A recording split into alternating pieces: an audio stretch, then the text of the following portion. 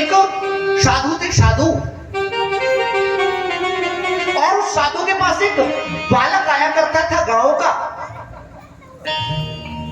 बालक। और वो साधु, ध्यान से सुनिएगा, वो साधु उस बालक को समझाते थे रोज प्रतिदिन जब वो आता था कि ये बालक इस संसार में कोई किसी का नहीं है, ये सब माता पिता भाई बंधु कुटुंब ये सब दिखावे के हैं, ये सब हमारे नहीं है। पता नहीं कितनी बार तू इनका पिता, तू इनका भाई, तू इनका क्या क्या बन गया होगा, इसलिए ये मिथ्या है सारे संबंध, इनको मत मान। हम जानते सब हैं, हम सभी जानते हैं ये बात, ब्रह्म सत्यम जगन मिथ्या, वो ब्रह्म ही सत्य है और ये जगत जो संसार है ये असत्य है, हम सभी जानते हैं। लेकिन क्या मानते हैं? अगर मान ले तो जानना सिद्ध हो जाए, मान नहीं पाते। वो समझाने लगे कि बेटा ये संसार है, ये सब दिखावा है, एक नाटक है, तू इस पिता माँ पुत्र ये सब करता रहता है, झुकता है सब। समझा रहे हैं संत अपने शिष्य को, ये शिष्य संसार में कोई किसी का नहीं है। शिष्य कहता है नहीं महाराज, मेरी माँ मुझे बड़ा प्रेम करती है, मेरे पिता मेरे बिना भोजन भी नहीं करते, मेरा भाई, आहा भाई की बात कहने लगे, मेरा भाई मेरे बिना महाराज कहीं घर से बाहर भी नहीं जाता, बड़ा प्रेम करते हैं मेरे परिवार के लोग मुझे। अच्छा बहुत प्रेम करते हैं तो तू भी प्रेम करता होगा? महाराज बहुत अथाह प्रेम है मेरा उनके प्रति। प्रेम से राधे राधे बोलो।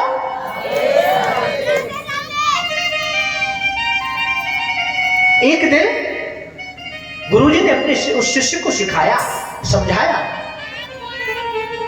कि अब आज मैं तुझे एक शिक्षा देता हूं। क्या शिक्षा? बोले अपने प्राणों को प्राणायाम के द्वारा ब्रह्मरंध्र में रोक लो। पहले जो महर्षि साधक रहते थे वो हजारों वर्षों तक की आयु उनकी होती थी, उसका यही कारण था कि वो अपने श्वास को ब्रह्मरंध्र में रोक करके प्राणायाम समाधि में लीन हो जाया करते थे। और यहां श्वासों की गिनती है, हमको भगवान ने गिन करके श्वास दिए। उस शिष्य को अपने उस संत ने प्राणायाम सिखा दिया और कहा कि तुम कल घर जाना और जाकर के अपनी मां से कहना कि मां मुझे लग रहा है मेरी तबीयत ठीक नहीं है और ऐसा ना हो कि मैं कहीं मर जाऊं। बोले महाराज अगर मैंने ये कह दिया तो मेरी मां तो मर जाएगी सुन करके। बोले कोई ना मरेगा, तू जाके कहियो। और कुछ समय बाद अपने प्राणों को यहां रोक करके लेट जाना, उठना नहीं। और हाँ, लेटने से पहले ये जरूर कह देना अपनी मां से कि मां अगर मैं मर जाऊं तो मेरे गुरुजी को बुला करके मुझे उनका अंतिम दर्शन करा देना। ठीक है महाराज।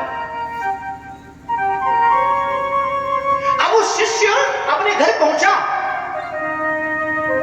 और उसने अपनी मां से ऐसा ही कहा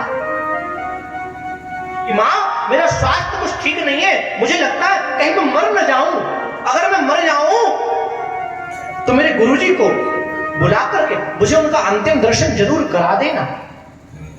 अरे बेटा तू कैसी बात करता है? कुछ समय बाद उसने अपने प्राणों को ब्रह्मरंध्र में रोक लिया और लेट गया। जब ब्रह्मरंध्र में प्राण आ जाते हैं तो सब कुछ सुनाई देता है, संसार में क्या हो रहा है सब कुछ दिखाई भी देता है, लेकिन ऐसा लगता है जैसे वो व्यक्ति मर गया हो। ये योगियों की समाधि अवस्था है और इसको केवल योगी संत महापुरुष ही कर सकते हैं। उस बालक ने प्राणों को रोक लिया। अब तो घर में हाय हाय मचने लगी। सब याद आया उसकी माँ को कि कहकर इसने कहा था कि मुझे मेरे गुरुजी का अंतिम दर्शन करा देना। प्रेम से राधे राधे बोलो। गुरुजी को न्योता भेजा, गुरुजी आपका शिष्य संसार में नहीं रहा, आइए आशीर्वाद दीजिए, उसको दर्शन दीजिए, उसकी इच्छा थी। गुरुजी ने कहा ठीक है चलो हम आ रहे हैं। गुरुजी ने थोड़ी मिश्री ले ली, मिश्री ध्यान से सुनिएगा, मिश्री में थोड़ा नीला रंग मिला लिया और आगे लेकर के उस मिश्री, और जैसे ही गुरुजी ने वहां प्रवेश किया तो और जो रोने वाले थे वो और जोर से रोने लगे। मां कहने लगी अरे मैं मर जाती, तू क्यों मर गया? बहन कहने लगी मैं मर जाती, तू क्यों मर गया? पत्नी कहने लगी, भाई भी रोने लगा, मैं मर जाता, तू क्यों मर गया?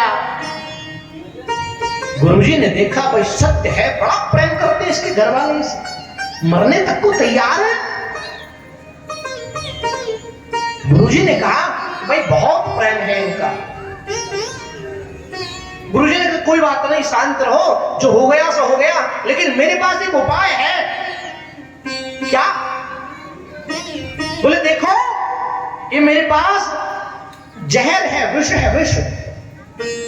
तुम सब इतना प्रेम करते हो, एक व्यक्ति के पीछे इतने लोग मर रहे हो, एक काम करो तुम में से कोई एक मर जाओ और इसको मैं जीवित कर दूंगा, इस मिश्री खा लो। मां से कहा तू खा ले, तू कह रही मैं मर जाती, तू क्यों मर गो?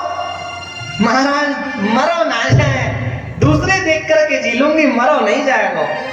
अच्छा, पत्नी को कहा मरने को कोई तैयार नहीं। गुरुजी ने कहा भाई मेरा तो शिष्य है और मेरा इकलौता शिष्य था, मैं खा लूं।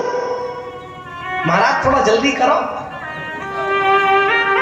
अच्छा, ये सब बातें वो सुन रहा था प्राणायाम की अवस्था में। गुरुजी ने थोड़ी सी मिश्री ली और खा ली। अब वो घर वाले वेट करने लगे, प्रतीक्षा करने लगे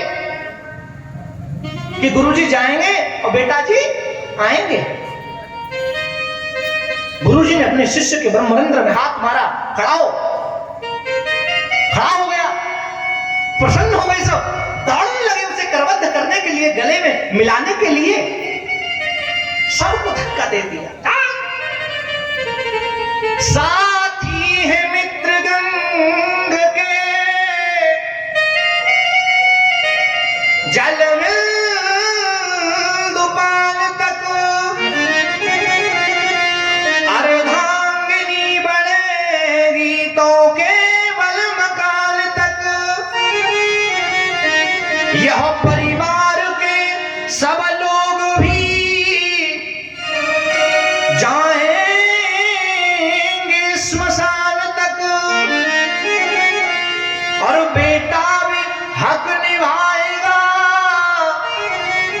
तो बस अग्निदान तक। इससे आगे कोई जाता है क्या?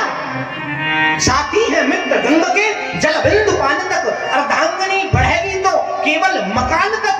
यह परिवार के सब लोग भी जाएंगे स्मशान तक, और बेटा भी हक निभाएगा तो बस अग्निदान तक। इससे आगे कुछ जाता है क्या? बोलो। जाता है।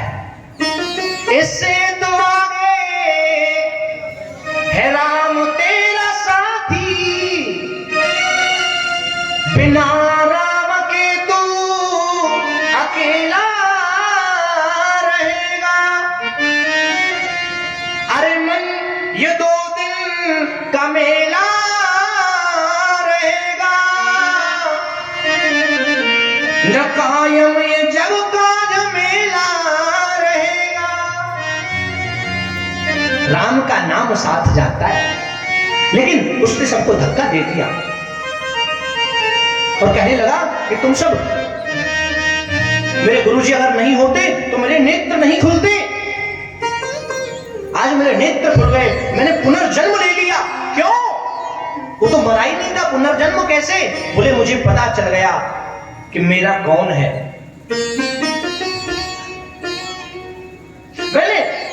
व्यर्थ ही भगवान के नाम से अपने जीवन को मोड़ लिया। मैं सदा इस भ्रम में रहा कि मेरे प्रियजन, मेरे परिवार के लोग मुझसे बड़ा प्रेम करते हैं, और मैंने संसार से अपना हित जोड़ा, ईश्वर को छोड़ दिया। तो आपको ये पता चला कि संसार में कोई किसी का नहीं है, सब झूठा है, सब मिथ्या है। मेरे गुरुजी ने आज प्रत्यक्ष दर्शन करा दिया मुझे। राम नाम से तूने वंदे क्यों अपना